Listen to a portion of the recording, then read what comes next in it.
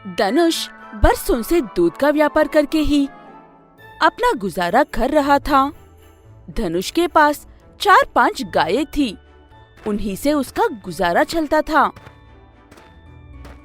धनुष को एक पत्नी ही रेखा और एक बेटी थी पिंकी। धनुष अपने परिवार का बहुत अच्छे से ख्याल रखता है और उसका परिवार बहुत ही खूबसूरत है।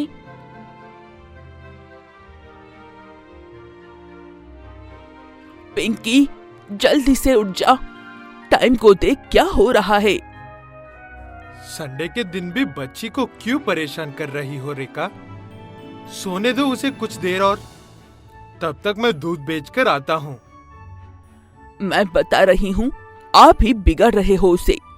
कल को किसी चीज के लिए जिद करेगी तो मना करना मुश्किल हो जाएगा।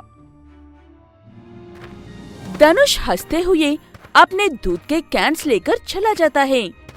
ऐसे ही कुछ दिनों बाद धनुष की गायें धीरे धीरे दूध देना कम करती है और एक दिन दूध देना ही बंद कर देती है। धनुष काफी समय तक इंतजार करने के बाद उन गायों को बेचकर नई गायें खरीदने का फैसला लेता है। लेकिन पिंकी उन्हें बेचने से मना कर रही थी और रेखा उन्हें समझाने की कोशिश कर रही थी।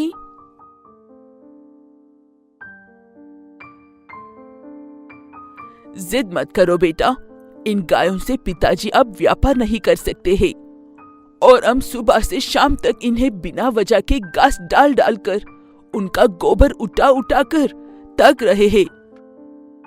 आप दोनों मुझे सिर्फ 4 दिन दीजिए। 4 दिन बाद अगर जो मैं सोच रही हूँ वो नहीं कर पाई तो मैं खुद आपके साथ आऊंगी गायें बेचने के लिए। ये कहते हुए पिंकी 4 दिन के लिए अपने माँ बाप को मना लेती है। पिंकी एक समझदार और होशियार लड़की थी। वो जब स्कूल जाती है तब अपने मास्टर जी से गोबर के इस्तेमाल के बारे में पूछती है। मास्टर जी उसे गोबर के इस्तेमाल के ढेर सारे तरीके बताते हैं, लेकिन पिंकी को गोबर से गैस बनाने वाला तरीका काफी पसंद आती है। पिंकी गोबर गैस को बनाने और उसके व्यापार के बारे में ढेर सारी जानकारी हासिल करती है।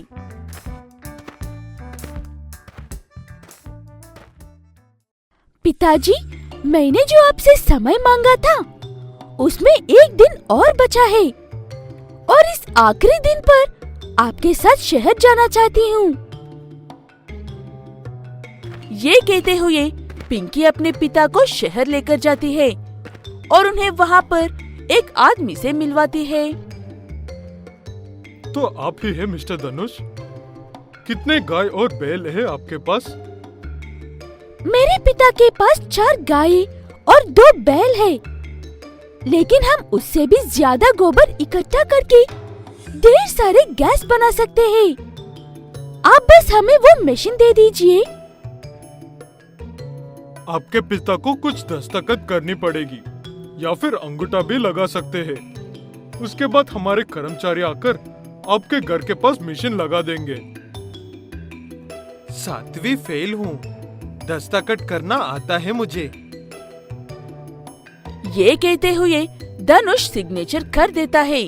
वहाँ से वापस आने के बाद धनुष अपनी बेटी से पूछता है कि वो उन्हें कैसे जानती है, पर पिंकी बिना जवाब दिए मुस्कुराकर चुप हो जाती है। शाम तक कुछ लोग धनुष के घर आते हैं और एक बड़ा सा गड्ढा खोदकर वहाँ पर एक मशीन लगाकर चले जाते हैं।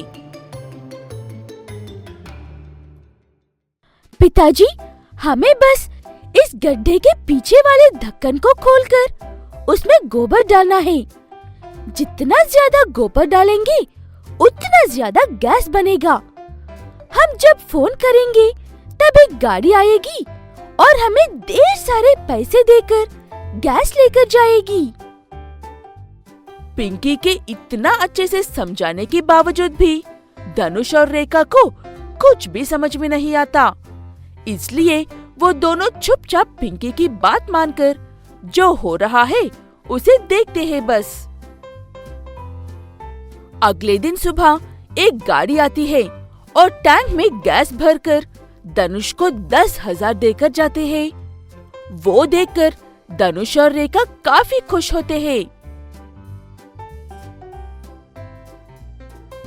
बेकार गोबर के इतने सारे पैसे तो मुझे 1 महीने तक दूध बेचने पर भी मुश्किल से मिलती है। पिंकी बेटा, अब मैं इन गायों को नहीं बेचूंगा, चाहे ये व्यापार चले या ना चले। ये बात सुनकर पिंकी खुश हो जाती और उसके पिता गोबर गैस का व्यापार करते हुए खुशी से रहने लगते हैं।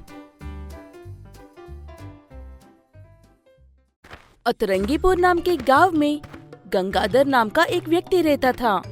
गंगाधर उस गांव के सरपंच का बेटा था, इसलिए उसे ऐसा लगता था जैसे कि वो किसी राजा का बेटा है और वो एक बुरे इंसान की तरह हर किसी को परेशान करता रहता था। जब तक तुम्हारे 1000 उठ-बैठ पूरे नहीं होते, तुम यहाँ से नहीं जा सकते हो।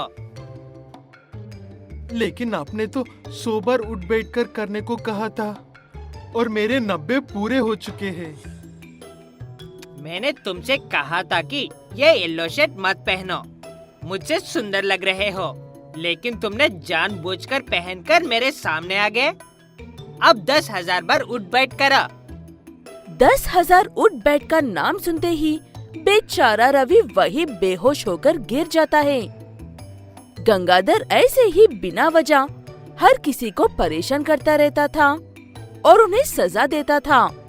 वो एक सरपंच का बेटा, इसलिए गांव वाले हमेशा चुप रहकर उसे कुछ भी नहीं कहते थे। गंगाधर से लोग सिर्फ इसी बात से नहीं डरते थे कि वो सरपंच का बेटा है, लोग इसलिए भी डरते थे क्योंकि वो हमेशा अपने साथ 2 पहलवानों को लेकर घूमता था, जिनके नाम डोलू और बोलू थे। डोलू और बोलू, इस रवि के बच्चे को ले जाकर उसके घर के सामने फेंक कर आओ। कोई पूछे तो ये कहना कि वो गंगाधर भैया को ही आंखें दिखा रहा था।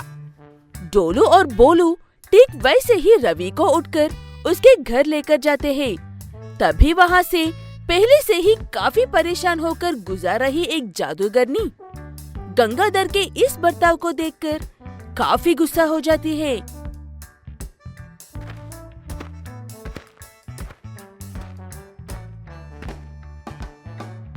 दुष्ट पापी कहे कि मासूम को परेशान करके मजे लेते हो, अब मेरे क्रोध का सामना करो। लगता है कि किसी नाटक कंपनी से भागकर आ रही हो। अगर डोलू और बोलू होते तो तुम्हारे साथ भी थोड़ी देर खेलने में मजा आता। जोकर, मैं हर्षिनी देवी तुम्हें ये श्राप देती हूँ कि तुम पहले जिस भी जानवरों को देखोगे तुम्हारी शक्ल उसी की तरह बन जाएगी। ये श्राप तब तक नहीं टूटेगा जब तक कि तुम्हें इस गांव का हर नागरिक तुम्हारे नाम से नहीं पुकारता। ये कहते हुए वो जादूगरनी वहाँ से गायब हो जाती है। उसके ऐसे गायब होने से गंगाधर को ये बात समझ में आती है कि हर्षिनी देवी कोई नाटक कंपनी वाली नहीं, सच की जादूगरनी है। ऐसे गंगाधर सबसे पहले एक गाय को देखता है और उसका मुंह एक गाय के मुंह में बदल जाता है। जब डोलू और बोलू वापस आते हैं तब गंगाधर खुश होकर उनके पास भागता है, लेकिन वो दोनों उससे डरकर दूर भाग जाते हैं।